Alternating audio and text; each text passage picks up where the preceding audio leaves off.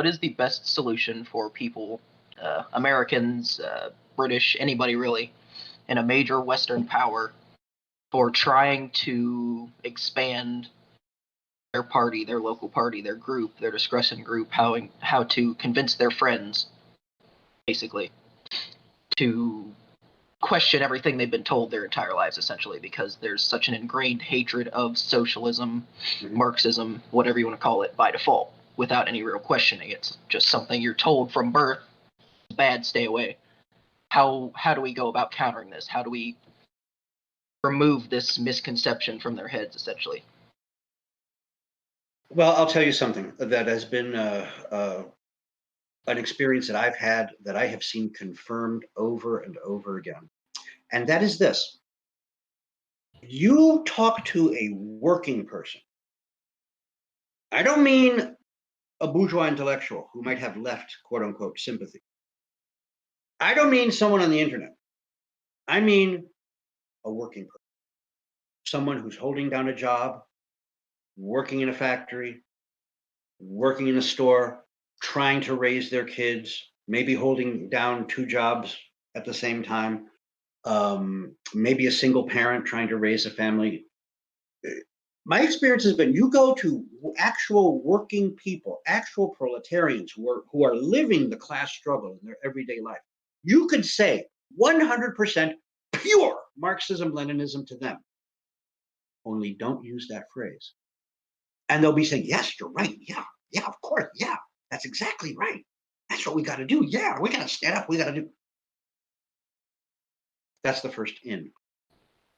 The first in. Well, is, if I can interject with my experience, I do those things, right?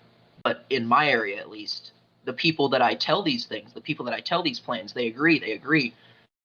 But then it's those people flying Confederate flags or voting for Donald Trump who think that that's how they're going to achieve those ends, who think that that's the way they need to go, who don't really understand the deeper theory, the deeper ties that Trump really, he's not an outsider. He is just the same.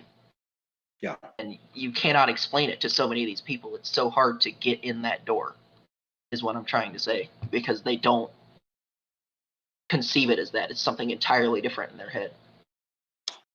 The amount of anti-communist propaganda that is drilled into, and let's just stick to Americans, because that's what we have the most knowledge of, our own direct experience. Right. The amount of anti-communist propaganda that has been injected into the general populace from a very early age, including children's cartoons, is so intense and so deep-rooted. It's hard. Oh yeah, it's hard. But no one said this is easy. It is a task that we have to tackle. Now, we can take some consolation in the fact that every single successful revolution, every single socialist society that has ever existed has faced their own version of it. You look at the Soviets, look at the Chinese, look at the Albanians, look at the Cubans. Every single one has had to wage at some point a very firm struggle against backward ideas in the masses.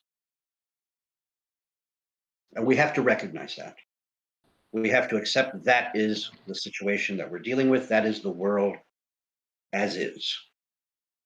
How do we deal with that? Once again, concrete struggle. Get involved in the actual struggles that people are waging in your area. If they're flying a Confederate flag, but they are a true worker, they are truly part of the working class, they're struggling, they're fighting to feed their families, they're facing the possibility of unemployment, they got miserable working conditions. Unite with them on the basis of the class struggle. You can combat the backward ideas in due course, but you got to establish that relationship first. And the only way to establish that relationship is when they begin to see you as their ally, their friend, their champion, their defender, their leader. And the only way to do that is through concrete, actual struggle.